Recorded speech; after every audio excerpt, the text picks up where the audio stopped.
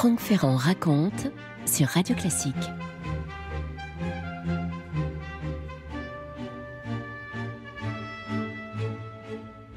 Tokyo, dans un Japon meurtri, le dimanche 25 juin 1950. Je dis bien 1950. Le général américain Douglas MacArthur a 70 ans à cette époque. Il est à la tête des armées d'occupation du Japon après avoir gagné la guerre dans le Pacifique et obtenu 5 ans plus tôt la reddition nippone. Il est 4h30 du matin ce dimanche 25 juin. Le téléphone sonne. MacArthur se réveille en sursaut et donc décroche, et au bout du fil, l'officier de permanence du grand quartier qui lui dit « Mon général, nous venons de recevoir une dépêche de Séoul. Des troupes nord-coréennes ont attaqué en force et franchi le 38e parallèle ce matin à 4 heures. » Le 38e parallèle, vous savez, c'est cette ligne qui coupe en deux la Corée. Péninsule montagneuse. Au nord du 38e parallèle, vous avez le régime communiste qui est dirigé par Kim Il-sung et qui est soutenu par l'Union soviétique de Staline et par la toute jeune République populaire de Chine, la République populaire de Chine de Mao. Et puis au sud de ce 38e parallèle, un régime dirigé par le nationaliste Syngman Rhee, qui est soutenu bien sûr par ce qu'on appelle à l'époque le monde libre, c'est-à-dire par les États-Unis de Truman essentiellement. C'est Kim Il-sung qui a décidé cette attaque à travers le parallèle, avec l'approbation bien sûr de Staline et celle de Mao. Au téléphone, MacArthur comprend tout de suite. Les rouges, comme il dit, c'est comme ça qu'il appelle les communistes, lui, les rouges sont en train d'envahir la Corée du Sud. Le grand chef militaire a l'impression de revivre Pearl Harbor, tant est soudaine la nouvelle, inattendue, quoique. Dans ses mémoires publiées cette année chez Nouveau Monde Éditions, il présente les choses sans aucune nuance, MacArthur. Cette attaque est un premier défi de l'impérialisme communiste au monde libre, dit-il. Pour tout vous dire, côté occidental, personne n'a rien vu venir, pas même la CIA. Cependant, le président Truman est bien décidé à bloquer l'expansion communiste. Il va rester fidèle à sa doctrine du containment. Au Conseil de sécurité de l'ONU, Truman obtient immédiatement le vote d'une résolution qui va condamner l'agression nord-coréenne et qui va autoriser, ce Conseil de sécurité des Nations Unies, autoriser une contre-offensive. Pour que vous compreniez ce qui s'est passé, il faut quand même vous dire qu'à l'époque, l'Union soviétique est en train de boycotter l'ONU. C'est ce qu'on appelle la politique du siège vide. Donc, évidemment, personne ne s'est opposé directement à la résolution. Tout naturellement, c'est aux États-Unis que l'ONU confie la constitution d'une force d'intervention. Cette force, qui va la commander? Évidemment, MacArthur. Pour la première fois, les États-Unis, donc sous l'égide de l'ONU, vous l'aurez compris, entrent en guerre contre une armée communiste soutenue par l'Union soviétique. Franck Ferrand sur Radio Classique. 4 jours après cette attaque, après ce franchissement du 38e parallèle, MacArthur est déjà à pied d'œuvre en Corée. Il faut l'imaginer sur une colline qui domine Séoul. Voilà ce qu'il nous dit. C'est très intéressant d'avoir son propre avis sur la question grâce à la publication de ses mémoires. MacArthur nous dit « Séoul était aux mains de l'ennemi.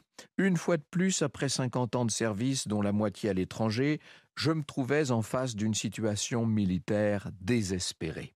Une fois de plus, on avait attendu que tout soit perdu pour me lancer dans la fournaise. Le spectacle était tragique. Séoul flambait et un feu roulant de mortiers nord-coréens harcelait les approches des ponts. Au-dessous de moi, les flots des colonnes sudistes, fuyant en désordre, coupés par les ambulances, mêlés aux foules des réfugiés. Et sur cette colline déjà arrosée de sang, j'élaborais un plan. Alors, ce plan, c'est d'abord de se jeter dans la bagarre et de tirer dans le tas. C'est pas moi qui le dis, c'est MacArthur lui-même. Il veut agir vite, il veut faire croire à une réponse massive, il veut stopper l'avancée des troupes du Nord. Sauf que l'intervention américaine va ralentir l'invasion, mais ne va pas l'arrêter.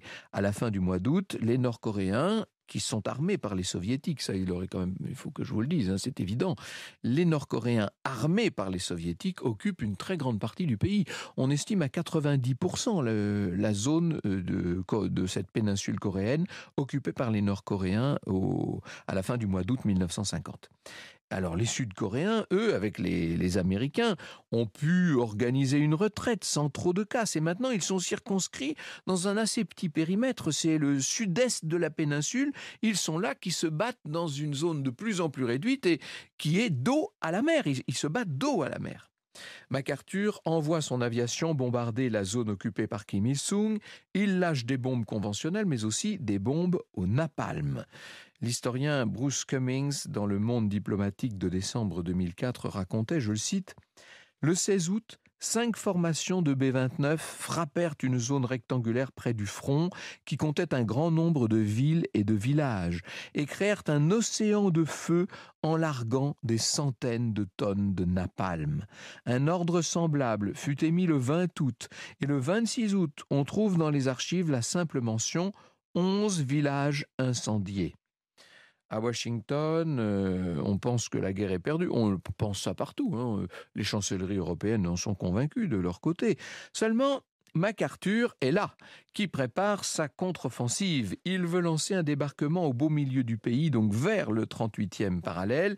Il veut prendre en tenaille l'armée communiste dans le sud de la péninsule. Le 23 août, à Tokyo, où il est de retour, il réunit une conférence militaire. Les commandants des Marines et de l'armée de terre font le voyage depuis Washington. Donc tout le monde est là sous le commandement de MacArthur à Tokyo. Et il est là, MacArthur, qui présente son plan. Débarquer à l'ouest de Séoul et puis ensuite aller prendre Séoul, ce qui permettrait de couper l'armée nord-coréenne de ses bases arrières. On la couperait en deux, si vous voulez, par le milieu. Pour le commandant des Marines, ce plan est complètement irréalisable. C'est une folie, dit-il. Ça impliquerait de passer par un chenal dangereux, qu'on appelle le chenal du poisson volant, dont les courants sont très puissants. Ensuite, les navires risquent d'aller s'envaser à cause des marées qui sont trop fortes. Et puis, ils vont faire, ces navires, des cibles parfaites pour les Nord-Coréens. Le chef de l'armée de terre, d'ailleurs, est d'accord avec son collègue des Marines. Ils disent « Non, c'est trop périlleux ». MacArthur les écoute, il reste un moment silencieux et puis il tranche. Le commandement ennemi ne pensera jamais que nous oserons prendre de pareils risques. Or, c'est la surprise qui est l'élément vital de la victoire, dit-il. Si nous tenons Séoul, le système de ravitaillement de l'ennemi sera paralysé. Oh, les autres sont sidérés, ils se disent « mais il ne va pas faire ça ». Eh bien, non seulement il va le faire, mais il obtient pour le faire l'aval de Washington. C'est décidé, MacArthur va débarquer au cœur de la Corée, envahie par Kim Il-sung. À 3 heures du matin, ce 15 septembre 1950, 15 septembre, MacArthur est sur le pont de l'USS Mont McKinley. Il navigue, il fait route vers la Corée. Dans l'obscurité, le général remarque une lueur à quelques milles. C'est un phare. Les Nord-Coréens n'ont même pas éteint leur feu nocturne. Alors la flotte américaine est poussée par la marée montante. On emprunte comme prévu le fameux chenal du poisson volant et les Américains lâchent une pluie de bombes sur les défenses nord-coréennes qui sont assez vite anéanties. 40 000 Marines vont réussir à débarquer. Bref, l'opération imaginée par MacArthur et qui paraissait tellement irréalisable à ses confrères, l'opération est un succès. Et dans la foulée, MacArthur donne l'ordre de foncer sur Séoul. En quelques jours, la capitale est reprise. Au sud du 38e parallèle, l'armée de Kim Il-sung est coupée de son commandement. Elle est coupée de son ravitaillement. C'était ça ce que voulait le stratège américain. Et comme prévu, cette armée va se déliter et assez vite, elle n'a pas le choix. Elle va devoir se retirer au nord. MacArthur la poursuit.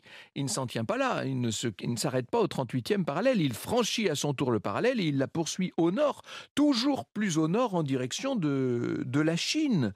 De sorte qu'un mois après le débarquement, le président Truman va pouvoir s'offrir une tournée triomphale dans le Pacifique. Il est victorieux, Truman. Il demande à voir MacArthur, bien entendu. La rencontre va se tenir sur l'île de Wake. Alors, il faut imaginer ces deux hommes que tout oppose. C'est assez étonnant d'ailleurs de les voir. Le petit monsieur qui a l'air d'un petit civil comme ça à lunettes, le président Truman, et puis cette espèce de colosse MacArthur, toujours habillé, toujours étoilé, si je puis dire. Les deux hommes se jaugent. MacArthur allume sa célèbre pipe de maïs, et derrière, vous savez, c'est des pipes qui sont taillées dans un épi de maïs, c'est très américain ça. Et derrière les volutes de fumée, il observe le président Truman. Il écrira dans ses mémoires: en ce qui concernait l'Extrême-Orient, Truman connaissait seulement peu de choses. Pierre Anquetin a préparé l'émission de ce matin et il nous le dit, la rencontre se poursuit par une réunion avec d'autres stratèges sur les questions militaires en Asie. À la fin, un officier demande: la Chine ne risque-t-elle pas d'intervenir en Corée? Et tout le monde assure que non.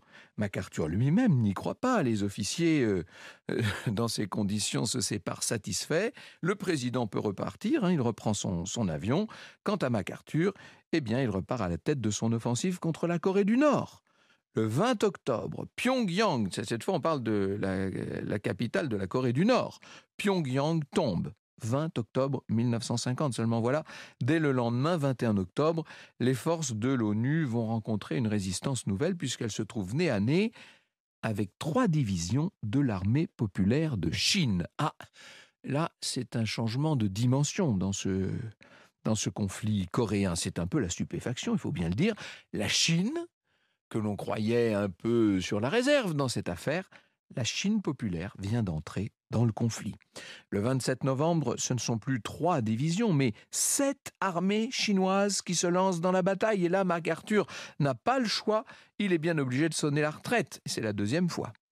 Les forces de l'ONU reculent sous le 38e parallèle, puis encore un peu plus bas, et puis encore un peu plus bas. Elles passent sous le 30e parallèle et elles abandonnent Séoul. Et en se retirant, MacArthur va pratiquer une politique assez terrible. Vous savez ce qu'on appelle la politique de la terre brûlée. Systématiquement, il fait bombarder tout le nord, les équipements militaires, les usines, mais pas seulement. En décembre, en janvier, il va jusqu'à incendier Pyongyang au napalm. Et d'ailleurs, il va faire subir le même sort à la plupart des villes du nord.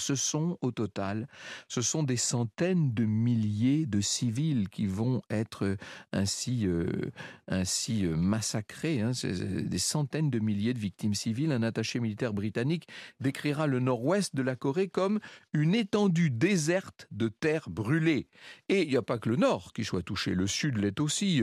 George Barrett, qui est le reporter du New York Times à l'époque, nous raconte le 8 février 1951 une scène dans un village à Anyang, on est donc là en Corée du Sud. Les habitants de tout le village et des champs environnants furent tués, raconte le reporter américain. Ils conservèrent exactement l'attitude qu'ils avaient lorsqu'ils furent frappés par le napalm. Un homme s'apprêtait à monter sur sa bicyclette. Une 50aine d'enfants jouaient dans un orphelinat. Une mère de famille étrangement intacte tenait dans la main la page d'un catalogue. Ça fait penser à ce qui s'était passé à Pompéi, vous savez, sauf que là, ça n'est pas un volcan. Là, ce sont des attaques humaines. Alors, est-ce que tout ça va quand même restreindre MacArthur? Est-ce que ça va freiner MacArthur, me pensez-vous? Lui est persuadé qu'il peut encore gagner la guerre à condition de bombarder la Chine. Ah oui, il ne recule devant rien.